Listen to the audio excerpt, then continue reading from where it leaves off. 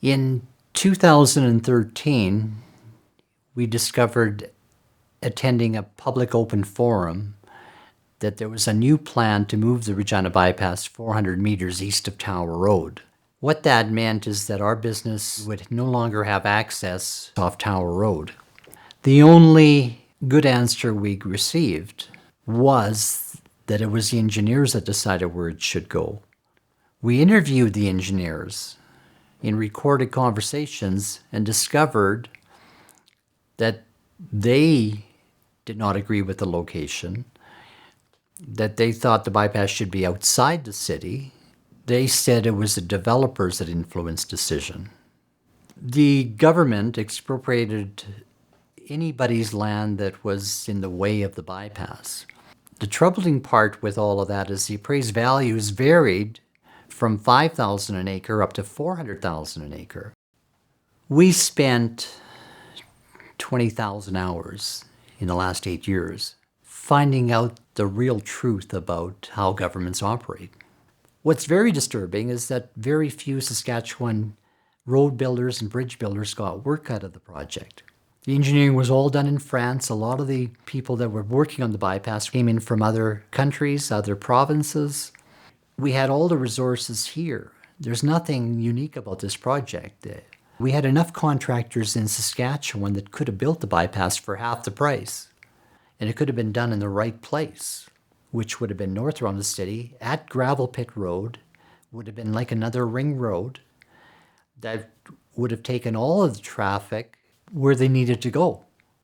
Brandt took a plan to the government in 2013 when they discovered they were going to lose their access because the new bypass was going to go north and south around the city.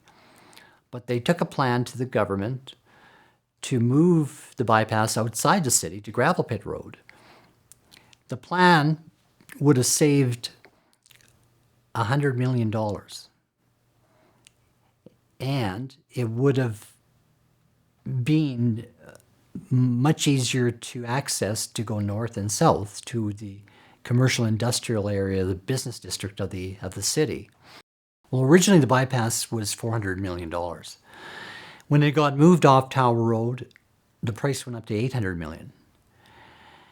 Then they took bids on it, and they had three major bidders. One from Canada, SNC-Lavalin, one from the States, CarMax, and one from France, Vinci.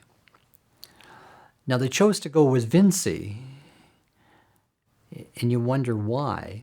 You look at the Coquihalla Highway, which was built over the roughest terrain in the country, and it's 324 kilometers long.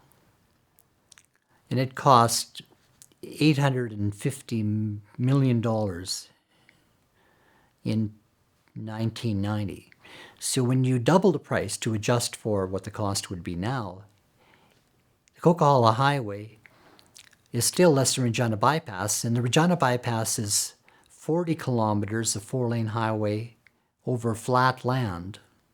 We've been really the opposition party in this. We provide a lot of information to the public. We sent a lot of letters.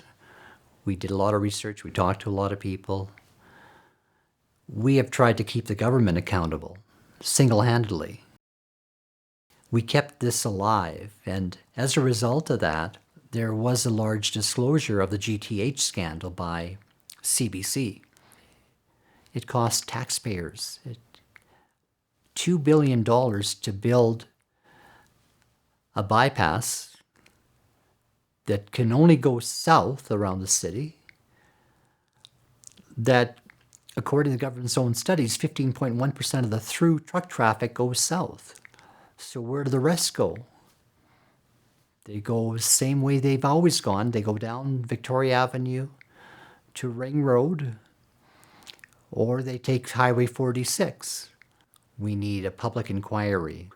The question is, where did the money go?